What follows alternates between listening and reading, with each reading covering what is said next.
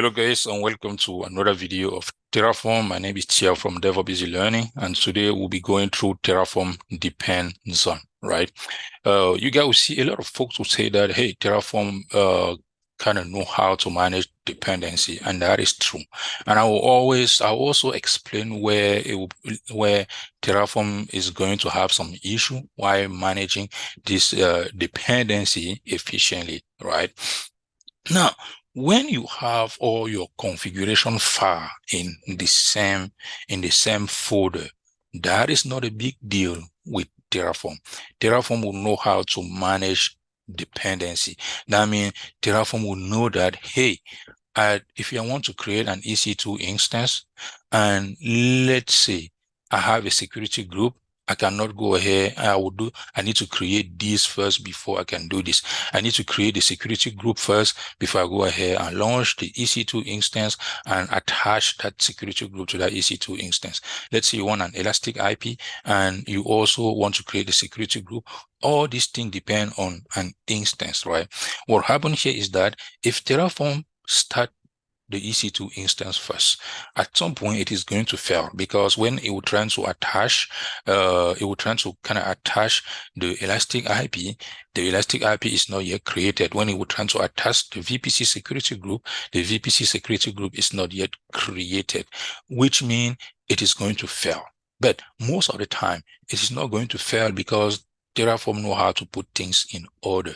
It will go ahead and create the VPC security. It will go ahead and create the VPC security group first, create the elastic IP, and it will go ahead and create the EC2 instance. Let's say in case that you launch Terraform and Terraform is kind of misbehaving, it's not creating stuff in order, you can explicitly set the dependency, right? That means you can go ahead and use the depend on, the depend on. If you guys are aware of Docker Compose also use depend on, right? If you have a microservice that basically depend on another microservice, we use a depend on to tell Docker Compose to start that microservice first. Because if you have an application with the front end and the back end, the front end, when it boots up, is going to connect to the back end, and you want to make sure that the back end, which the database, is up so that the front end application can start and connect to the database and link everything together, right? Now, I'm going to explain also the downside of Terraform when you want to split your configuration into different different folder. Let's say you want to create an environment you want to create an EKS cluster, for instance. You guys know that to create an EKS cluster, you need to have the VPC, you need to have the EKS control plane, you need to have the EKS node group, and so on. Now, if you put everything in the same folder, the VPC, the EKS control plane, the EKS node group in the same folder, you will not have any dependency issue. Terraform will know how to handle this. And what happens here is that you are putting all your egg in one basket, which means you have one giant state file for all your resources. And if something happens, it will mess up your state file. Why don't you put everything into a little chunk? And when you put everything now into a little chunk, that is where Terraform, everything now it will be a little bit tough now. Terraform will not help you now and manage dependency. At that time, you need to understand how to manage dependency. You need to know that if you want to create an EKS control, if you want to create an EKS cluster in AWS, first, I need to launch my VPC first. After the VPC, I need to create a control plane. And after that, I need to create a node group, right? But if everything is in the same folder, you don't need that. And also, if you want to destroy, that should be the same also. You need to understand that. First thing, you need to go ahead and destroy the node group. First of all, if in the node group, let's say you launch an EKS node group, and you basically launch any ingress, first thing, you need to go ahead and shut down the ingress. Secondly, you need to go ahead and shut down the node group. Third, you need to go ahead and shut down the control plane, and you need to delay the VPC. Because if you're trying to delay the VPC first, it's not going to work because the EKS control plane and node group depend on the VPC, right?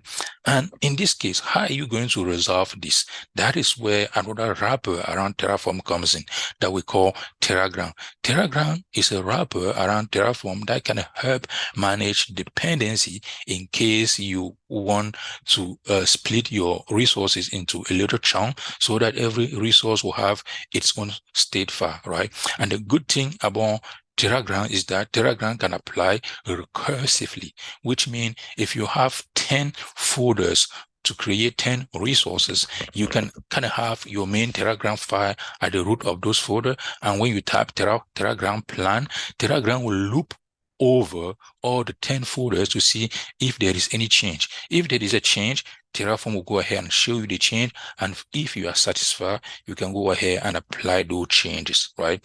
And Terragram will kind of manage dependency in this case efficiently. That means if you want to create an EKS cluster in AWS, as soon as I fire Terragram from the root of that repository using the main file, Terragram will go ahead and make sure that it create the VPC first, create the EKS control plane and the node group. And when I want to shut the entire infrastructure down, Terragram will go ahead and know exactly, because in there we'll use the depend on, right? We use the depend on. This folder depend on this one. This folder depend on this one, and so on. And if you guys want to understand how to use Terragram to manage all this dependency, please let me know in the comment below, and I'll go ahead and start getting some Terragram courses for beginner ready, and I'll shoot all those videos. Now, let me click on this gear icon here. It's going to take me in my GitHub repository, and I'm going to make sure also that I put the link to this, the link of this repository in the description of this video. Now, we have a couple of examples here. I will make sure that I check this one in my local. Let me grab this, and I'm going to local. Let me see the root of this repository. If you type ls here, I can see this here in code, and this is the root of my repository. You can go ahead. It is a public repository. You can fork it, and you can go ahead also and clone it. As you can see, I have these two examples, and I will use code here to open it where I am right now. Here I have example 1 and example 2. Let me click on example 1 and see what is in there. Within the first example, what is happening is that we basically set our Terraform main block. We have the provider block, and here I have the resource here that is just going to create a VPC. And here we are setting up the VPC side block. Right here, I have a piece of code here that is going to create one public subnet, and this will be a side block of that public subnet. And here we are trying to refer to, we say, okay, what is the VPC ID? We're using reference, right? aws.vpc.main.id, so that it will grab the VPC ID from here and use it here. And we want to map the elastic IP, the public IP at runtime. And here we have the AWS security group that is going to allow port 22. And we are about here to kind of launch an EC2 instance. And this is going to allow port 22 just inbound. This is egress, which means inbound. Normally, we need to allow also all traffic outbound, right? But we are not going to even connect to this EC2 instance. Now, let's say we want to launch an EC2 instance. What are we going to do here? We have resource, AWS, and we have underscore instance. We have this example. We need the AMI, the instance type, the key name, the subnet, and so on. And here, this subnet here, we have what? We say AWS underscore subnet and the public subnet.id. And here we have the VPC. Now, let's say in this case, when you will launch this code, it's not because we kind of we create a VPC first, we create the public subnet, we put a code here for the security group, and we have this EC2 instance here that Terraform will make sure that it's going to create everything in order. Terraform doesn't work like this, guys. This is not Bash script. Bash script is going to run from top to bottom. Let me repeat myself. Bash script is going to run from top to bottom. That means if this was Bash script, it will execute this block of code first, execute this one, make sure that execute this one, and this one. With Terraform, it doesn't work like that. If you like, you take this block of code, and you go and put it somewhere here in the middle, Terraform doesn't care.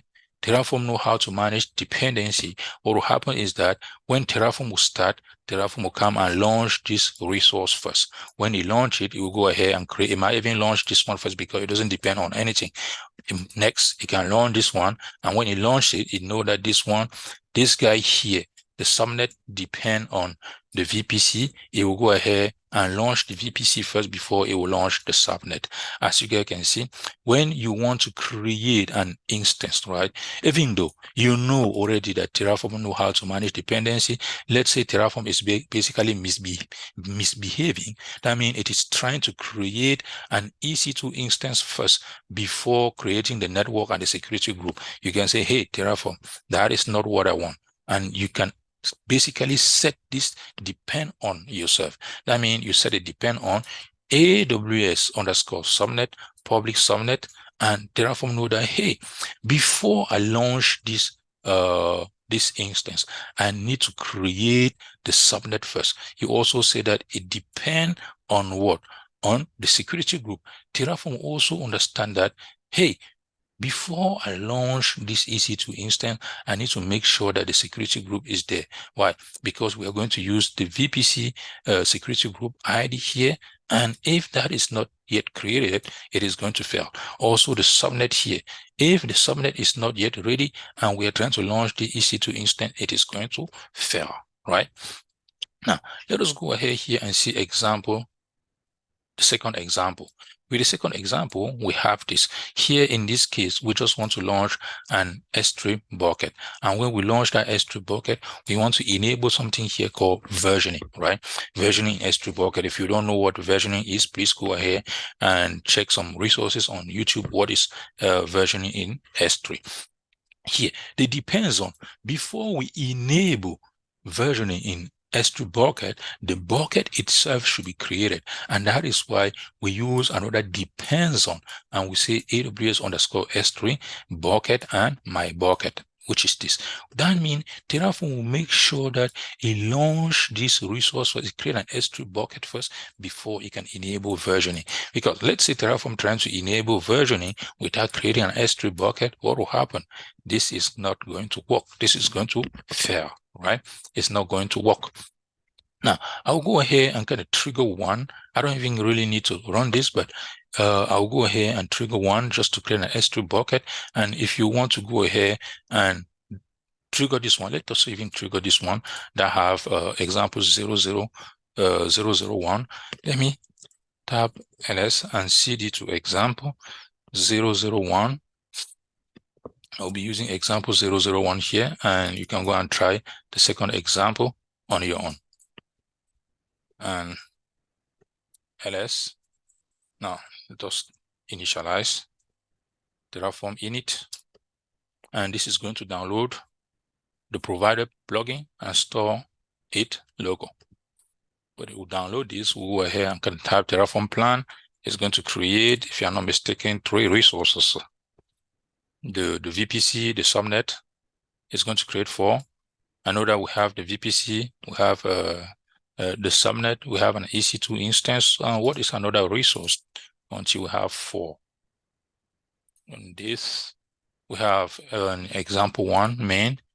It's going to create another one is this VPC security group. Yep, it's going to create the subnet, the VPC security group.